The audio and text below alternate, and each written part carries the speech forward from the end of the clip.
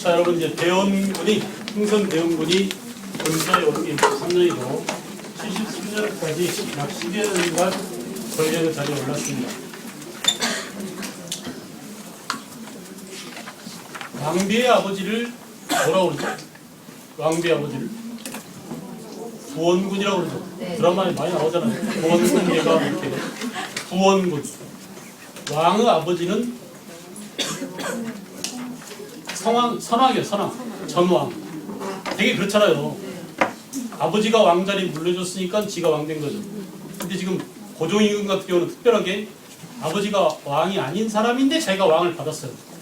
철종이 후사가 없어가지고 철종이 갑자기 죽고 왕을 이어받을 사람이 없어서 가장 가까운 친척 보니까 이명복, 고종이 있었단 말이에요.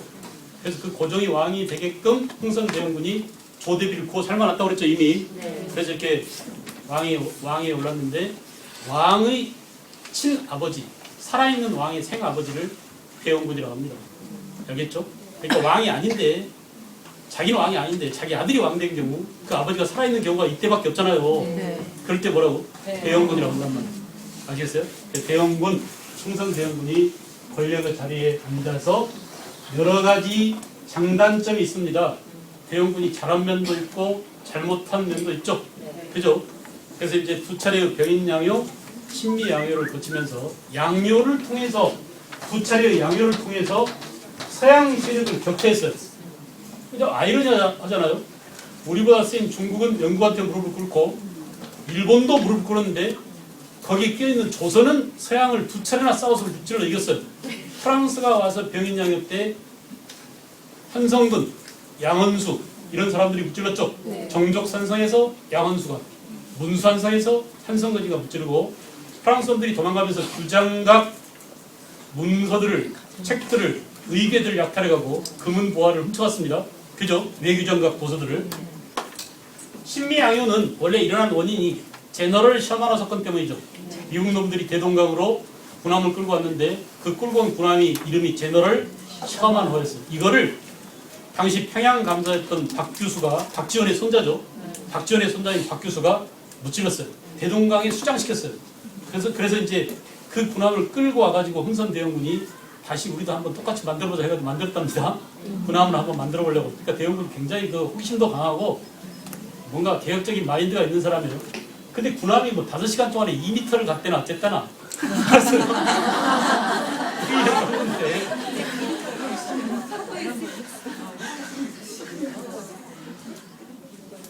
그래가지고 제너럴 셔마노를 찾겠다고 미국 놈들이 와서 강화도로 또 쳐들어온 게 바로 신미양요죠. 그 신미양요 때는 강화도의 장수 누가요? 어제연이죠. 어제연. 어제연이가 가서 갑곶 광성도에서 격퇴했어요. 알겠죠? 그러나 전멸당했습니다. 전멸. 우리가 실제로 가봤죠? 가봤더니 전멸당하고 당시 그 광성도에서 어제연의 대장 깃발을 뺏겼습니다. 숫자기. 그래서 이 깃발을 미국 해군 해군 사관학교가 보관하고 있었어요. 그걸 우리가 10년간 빌려다가 전시해놓고 있습니다. 현재도 아마 전시돼 있을걸. 그리고 그 모조품 하나를 갖고 있고 나머지는 돌려줘야 돼. 다시 우리가 전쟁에서 뺏겼으니까 그거는 전투하다가 뺏겼으니까. 하여간 어쨌든 이겼어요. 양요 뒤에 대원군은 절대 앞으로 서양 놈들이 올 때 쳐들어왔을 때 절대 화해를 하지 말자고 화해를 배척하는 비석을 세웠습니다. 이걸 뭐라 불러요? 척합이라고 하죠. 그죠?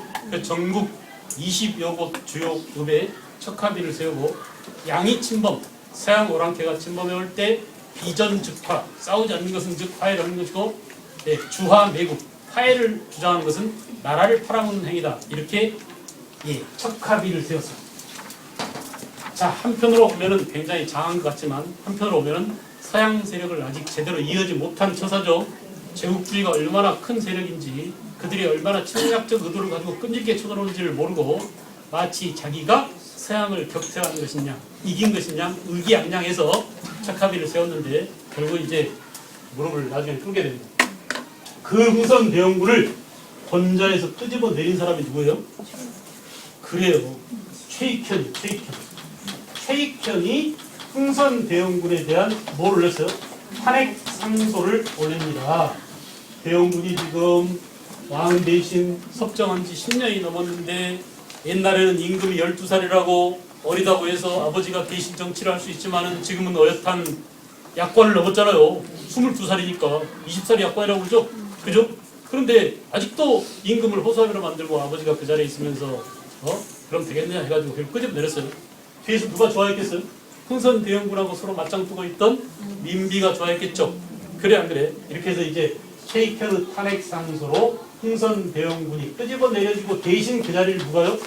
민씨가 차지했습니다. 민씨 정부라고 합니다.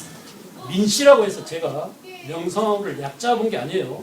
명성황후를 민씨라고 한 게 아니라 민비, 명성황후, 민자경이죠. 이 일족들이 다시 세도정치를 한 거예요.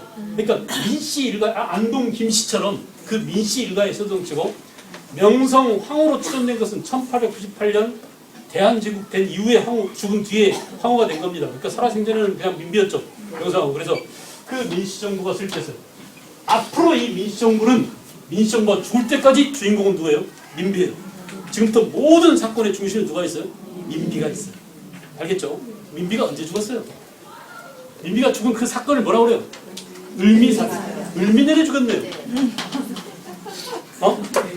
변을 당했어요. 변을 당한 사건이 뭐야? 사변이에요. 을미년이 갑오년 다음이에요. 갑 다음에 을이잖아요. 오 다음에 진사 오 미잖아요. 그러니까 갑오년은 무슨 해예요? 동학 농민운동이 일어났던 해예요. 동학 농민운동이 1894년에 일어났죠. 그러면 갑오년 동학 농민운동 을미년 1895년이에요.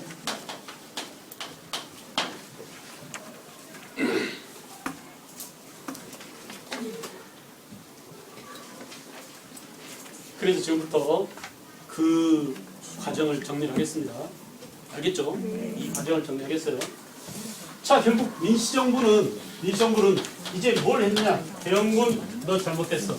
서양이 얼마나 좋은 건데, 근대화가 얼마나 좋은 건데, 우리도 청나라 문화를 받아들인 게 얼마나 필요한데라고 하면서 뭘 추진했어요? 개항을 추진했어요.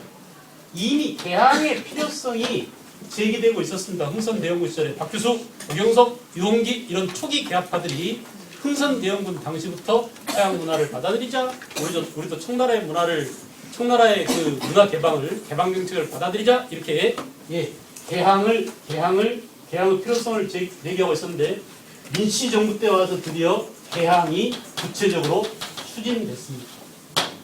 알겠죠? 누구에 의해서? 박규수라든지 또 누구라고? 오경석이라든지 유홍기라든지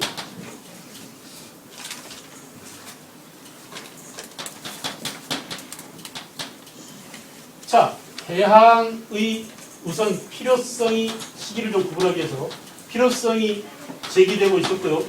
민씨뿐만 아니라 민비뿐만 아니라 고조임금도 그래 맞아. 아버지가 했던 세국정책이 꼭 좋은 건 아니었어. 우리도 빨리 기왕이면 근대화를 추진해야 돼. 라고 개항을 추진하자는 이 사람들의 이론을 받아들이고 있었어요. 이 중에 특히 박 교수는 누구의 손자라고? 박지원의 손자라는 점에서 실학자 가운데 중상학파 실학으로부터 무슨 사상이? 개화 사상이 영향을 받았구나라는 이 관계를 꼭 이해해야 됩니다. 그죠? 중상학파를 청의 문화를 받아들이자라고 해서 북학파라고 우리가 지난번에 북학운동 봤죠? 청을 치자 그럼 뭐? 북벌운동. 청의 문화를 받아들이자 그럼 뭐? 북학운동 그랬죠. 그 북학파 실학자, 중상학파 실학자 박지원의 손자, 여남 박지원, 열아이기를 썼던 박지원의 손자 박교수. 오경석은 통역관입니다. 맨날 청나라를 왕래하면서 청의 견문을 많이 넓히고 청의 문화를 받아들일 필요성을 잽싸게 챈 사람입니다. 그래서 유홍기 이 사람은 한의사입니다. 이 사람도 이름이 나처럼 두 개 있어요. 하나는 유홍기고 또 하나는 유대치라고 돼요. 유대치가 유홍기입니다. 한의사예요. 이 사람 특히 뭘로 중요하냐? 제자들을 많이 육성했어요. 이 사람 제자가 갑신정변을 일으킨 주역들이야. 김옥균, 박영효 이런 사람들이 전부 다 유홍기 밑에서 공부했던 사람들이에요. 아시겠죠?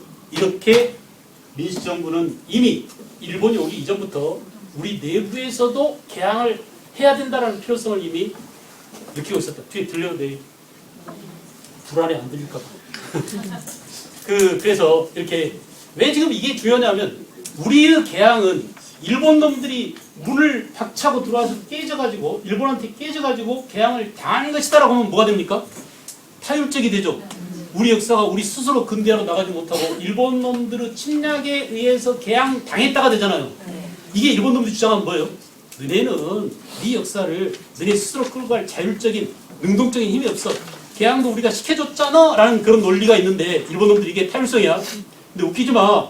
너네들이 들어오지 않았더라도 우리 문을 깨고 운영 사건으로 우리를 쳐들어오지 않았더라도 아마 우리 스스로 내버려 뒀더라도 우리 스스로 문을 열고 당당하게 근대화로 나갔을걸? 내부로도 이미 내부적으로 조선국의 자본주의가 싹을 트고 있었고 사회적으로 경제적으로 문화적으로 근대화를 위한 준비를 하고 있었죠. 이 준비가 무르익어서 우리도 문 열고 우리도 서양과 마찬가지로 근대화를 할 수 있었는데 니네 새끼들이 우리를 짓밟아가지고 우리는 근대화를 하기도 전에 발표해가지고 정신없다 보니까 나라를 잃고 말았더라. 이런 논리가 되는 거예요. 알겠죠? 그래서 이렇게 내부적으로 이미 스스로 개항을 할 준비를 하고 있었다. 그런데 뭐냐? 그런데 불행하게도 우리는 1895년 일본이 뭘 일으켰어요? 운요호 사건을 일으켰어요. 마치 일본이 옛날 미국 페리 제도한테 당했던 1854년 지네들의 과거를 그대로 흉내낸 거죠. 그래서 결국 무슨 외교였어요 이게? 호황 외교를 통해서 우리나라 강화도 초지진에 와가지고 대포로 박살을 냈죠. 대포로 무력 시위를 가했어요. 그 초지진 가보니까 어때요? 소나무에 대포 자국이 그대로 담겨있죠 지금. 그게 바로 운요 사건 당시 포함 외교의 실상을 보여주는 겁니다. 아시겠어요? 그래서 결국은 우리는 할 수 없이 일본의 위세에 눌려서 그 이듬해인 1890 미안해 75년 1875년에 운요 사건을 당하고 1876년에 강제로 개항 강화도 조약에 서명하게 됐습니다. 알겠나요? 그래서 개항을 당했다. 개항. 우리가 이 개항도 연도 76년 이 해가 병자년이었어요. 그래서 개항의 다른 이름은 뭐예요? 병자수호 조약입니다. 그죠? 또 개항을 당한 해가 병자년이니까 병자수호 조약이라고 그러고 강화도 조약을 당한 장소가 강화도 조약이기 때문에 뭐라고? 강화도 조약이라고 그래요. 이해가시죠? 네. 이해가시죠? 강화도 조약. 그래서 우리는 76년 드디어 우리는 그동안 굳게 닫았던 세국 정치에 의해서 굳게 닫았던 문을 열고 서양한테 당한 게 아니라 하필이면 일본 놈한테 당한 거예요. 너무 억울하지 않습니까? 차라리 우리가 미국한테 개항당했으면 영어라도 잘하겠지. 그 놈의 영어. 필리핀 애들처럼. 그래야 그래. 인도 애들처럼. 인도 사람 다 영어더라고 가보니까. 내가 인도를 갔었는데 그 당시 이제 그 인터넷 전화가 되게 쌌어서 길거리에 나와서 인터넷 해놓고 거기서 전화하라고 그런 거야. 근데 이 자식이 눈에 이렇게 보이는데 시간 지나면 뭐 1불씩 하는데 15분 정도 했는데 30불을 달라고 그래. 그래서 싸웠죠. 나도 영어를 잘 못하지만 걔들도 영어가 발음이 좀 그래요. 영어는 영어인데 우리랑 수준이 거의 비슷해. 그래서 막 뭐라고 싸우고 그런데 나중에 한참 하다가 성질나니까 씨발 딱 그래서 얘가 영어 하다 말고 갑자기 못 알아듣는 소리 나오니까 물동그랗게 쳐다보더라고. 그래서 야 저버려 먼저 말했는데 하여간 그 길거리에 나와 장사하는 사람들까지 영어를 하더라고요. 그게 왜 그 생각을 못했냐면 걔들이 영국의 식민지였기 때문에 영어가 가능했어요. 여러분 우리 영어 못한다고 전혀 부러울 거 없습니다. 우리나라 생각해보세요. 일제 36년 일본 놈들의 지배를 당했지만 해방되는 그 순간 일본어 싹 없애버렸어요.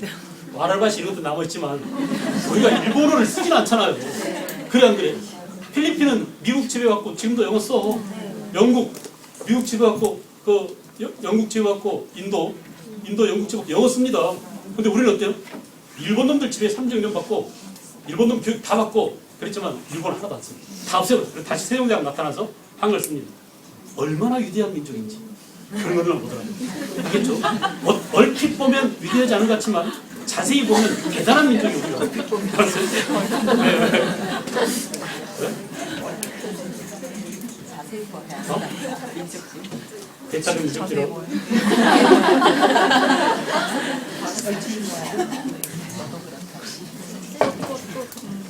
그래서 개항은 계약 실제로 시험에 나올 때는 강화도 조약 개항과 관련된 조약 내용이 나옵니다. 조약 내용이. 이 내용은 너무 많으니까 이따 책을 통해서 다시 볼 때 보도록 하고 개항을 당했어. 자, 그 이후에 민시정부 당시에 서양 여러 나라와의 조약이 또 체결됩니다. 한 번 뚫리고 나니까 일본한테 우리가 개항을 당하고 나니까 어때요? 서양 여러 나라 놈들이 먼저 와서 노크는 했었죠? 일본보다 제일 먼저 온 나라가 영국입니다. 영국의 로드 아머스터가 먼저 왔었고 그 다음에 프랑스의 세시람대가 왔었고 실제로 우리나라에 들어오겠다고 붙은 놈들이 프랑스 병인양이고 미국이 1871년 신미양이고 이렇게 붙었잖아요. 그러니까 서양한테 먼저 개항을 당한 게 아니라 억울하게도 우리보다 못한 일본한테 당했다는 게 지금 너무나 억울한 거예요. 그래서 이 모양이 이꼴로 된 겁니다. 그런데 일본이 먼저 문을 뚫고 들어오니까 그 뚫린 문으로 서양 놈들이 속속 들이닥치더라. 그 중에 제일 먼저 들어온 나라가 미국입니다. 1882년. 이 사실 자체가 시험에 나옵니다. 알겠죠? 우리가 지금 지구상에서 제일 친한 나라가 미국이잖아요. 그죠? 우리나라 미국 헌질하게 미국 들락거립니다. 어떤 사람 데이트가 바빠 죽겠어요. 가서 맨날 당신만 나오고 영어도 제대로 못하고 말이죠. 발표도 잘 못하고 미국 대통령이 오직 하면 저 대통령 내 말 잘 못하는 것 같지 않냐 이렇게까지 얘기해버리는데 외교적으로 이게 지금 우리나라 대통령 모습이에요. 근데 좀 안 나갔으면 좋겠어. 제발 가만히 자빠져 있으면 당신이라도 덜 당하지. 내가 부끄러워 죽겠어요. 내가. 그러니까 그런 미국이기 때문에 시험에 잘 나옵니다. 그리고 우리 모두는 아메리칸 드림을 꿈꾸고 있어요. 미국이 무조건 좋은 나라인 줄 알아. 전 세계에서요 한자로 아름다운 미자를 쓴 나라가 우리나라밖에 없어요. 미국을 일본 애들은 이렇게 해서 이렇게 미국이라고 미국이라고 이렇게 써요. 중국도 이렇게 아름다운 미자를 쓰지 않습니다. 똑같이 한문으로 미국이라고 읽는데 한자로 쓰긴 쓰는데 우리나라만 이렇게 뷰티풀 사투리 이렇게 미국이라 쓰는 겁니다. 미국이 우리가 옛날 2차 대전 때는 이렇게 썼어요. 미국. 일본이 미국을 이렇게 썼어요. 꼴랑지 개꼬리 나라라고. 알겠죠? 알겠죠? 꼬리 있죠, 꼬리. 우리나라만 이렇게 쓰고 있어요. 우리나라.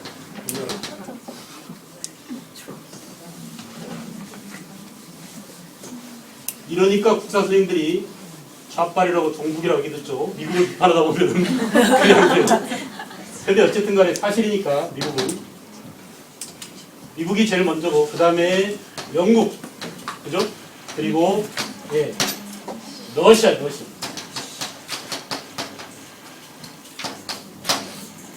가장 우리나라에 먼저 문을 놓고 했지만 비교적 가장 늦게 들어온 나라가 누굴까요? 프랑스였어요. 프랑스는 뭐 때문에? 선교 문제 때문에. 크리스트교를 선교하게 해달라. 너희들이 옛날에 우리 선교사 9명을 죽였는데 앞으로도 선교 자유를 인정해주지 않으면 안 돼. 그래서 말이야 선교 자유 때문에 프랑스가 제일 늦었습니다. 프랑스는 1886년에 조약을 체결했어요. 1883년 이렇게 서양 여러 나라와 속속 조약을 체결하게 했다. 아시겠죠? 네. 자, 다시 보세요. 개항은 흥선 대원군 때는 안 했고 민시 정부 때 와서 개화를 반대하는 사람도 있었지만은 개항의 필요성이 이미 제기돼서 개항을 주장하는 사람도 있었다. 이 사람들의 수가 우세해져서 결국은 개항 협상에 참여했고 일본 놈들은 무력 시위가 있어서 강제로 위기적인 상황에서 강압적인 협상 테이블에 나서가지고 도장을 찍어주고 말았다. 그죠? 그러니까 우리는 뭐라고? 미국이 일본을 개항시켰던 것처럼 우리는 일본에게 똑같은 모형으로 포함 외교에 의해서 강압적으로 굴욕적인 그런 외교를 당하게 된 것이다. 알겠죠? 그래서 우리가 이렇게 일본과 강화도 조약을 뭐라고 표현하느냐? 우리가 맺은 최초의 무슨 조약이에요? 근대적 조약이지만 또 하나는 뭐죠? 최초의 불평등 조약이기도 했다. 일방적으로 일본한테 얘기합니다. 불평등한 내용이 뭐냐라고 잘 나옵니다. 일본과 조약 체결해서 우리가 불평등하게 대우받았던 게 뭐냐? 첫째, 강화도 조약 당시 불평등한 내용은 시외 법권을 인정하는 점. 그죠?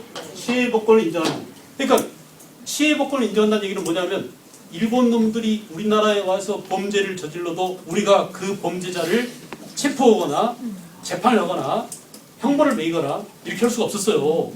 지금도 이태원에서 미국 애가 우리나라 사람을 죽였죠. 걔 도망가 버렸죠. 그래서 할 수 없이 지금 그 방치하고 있다가 겨우 끌어들였죠. 재판 지금 어떻게 날지 몰라요. 그건 바로 뭐냐? 미국이 주한미군 지휘에 관한 행정협정 소파 그 협정 때문에 미군 애들이 우리나라에서 저지른 범죄 행위에 대해서 우리가 마음대로 재판하고 형벌을 가할 수 없는 겁니다. 이건 뭐라고 하냐면 우리의 사법권이 박탈당한 거나 마찬가지입니다. 알았어요? 사법적 불평등의 얘기예요. 그죠? 우리나라에서 죄를 저지른 범죄자를 우리 법으로 처벌할 수 없다라고 하는 것은 사법적 불평등이 존재하고 있었다. 취해법권. 알겠죠? 지금은 외교관한테만 이게 적용되어 있어요. 알겠어요? 그러니까 일본 대사가 한국에 오면서 히로뽕을 1kg랑 가져왔다 해도 안 걸립니다. 알았어요? 걸리지 않아요. 바로 통과돼. 범죄자로 찍히지 않아. 이런 식으로 말이죠. 외교관에 한해서는 취해법권 인정되지만 그 당시 이 취해법권은 모든 일본인들을 대상으로 합니다. 그러니까 완전 불평등한 거죠. 두 번째는 뭐냐? 일본이 우리나라에 와서 마음대로 우리나라의 바다를 측량할 수 있게 이걸 뭐라고 하냐면 우리나라 바다 연해 측량권이라고 해요. 연해 측량권. 말로 한번 해보세요. 뭐라고? 연해 측량권. 이거 뭘라고 측량하겠어요? 우리나라 바다를 뭘라고 측량해? 장차 뺏어갈 때 활용을 해요. 군대를 끌고 오면 어느 바다로 오는 게 물의 깊이가 어떻고 어디로 가면 석탄이 있고 어디로 가면 식수를 많이 구할 수 있고 어디로 가야 서울과 가장 거리가 빠르고 이런 것들을 조사하는 거예요. 그죠? 그래서 결국 이건 뭐예요? 우리나라의 영토 주권을 빼앗은 거예요. 이건 뭐라고요? 우리나라 사법권을 빼앗은 거랑 마찬가지죠. 그죠? 그리고 이제 일본 상품이 국내에 들어올 때는 관세를 매기지 않는다. 이게 바로 뭐예요? 관세 자주권을 상실했어요. 그죠? 상품에 대해서 일본이 가져오는 상품에 대해서 관세를 물릴 수 없다. 이런 것들이 전부 다 일본과 맺은 강화도 조약에 담겨있는 불평등한 내용이랍니다. 무지무지게 중요해요. 맨날 나옵니다. 단골로 나와요. 알겠죠? 시험에 나올 게 어떻다고요? 다 정해져 있어요. 아무거나 마구 나오는 게 아니라 이 지점이 나온다 이게 정해져 있어요. 그러니 공부를 할 때도 말이죠. 거기에 방점을 찍고 공부를 해야 됩니다. 알겠어요? 자, 이렇게 일본과의 조약 속에 불평등한 내용이 있습니다 하면은 나머지 나라들도 미국은 뷰티풀한 나라니까 설마 이런 나쁜 짓을 하지 않았겠지. 천만의 말씀. 모듈이 전부 다 이 새끼들이 다 뭐예요? 제국주의야. 제국주의는 좋은 거예요, 나쁜 거예요? 나쁜 자본주의와 나쁜 민족주의가 결합된 제 나라의 이익을 위해서 다른 나라를 희생양으로 삼아도 돼! 라고 하는 이런 나쁜 제국주의 놈들의 그들과 조약 때문에 모듈이 전부 다 무슨 조약이다? 불평등 조약이었다는 점을 절대 놓치면 안 돼요. 알겠죠? 서양 여러 나라와 조약은 모듈이 불평등한 우리나라한테 일반적으로 불리한 제국주의 수탈을 위한 그런 불평등한 내용이었다는 거죠.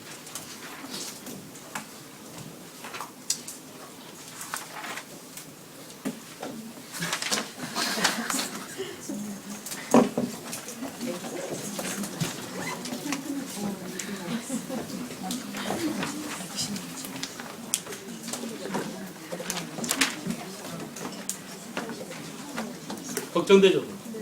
진도가 많이 남았는데. 걱정하지 마세요. 제가 잘 요리할게요.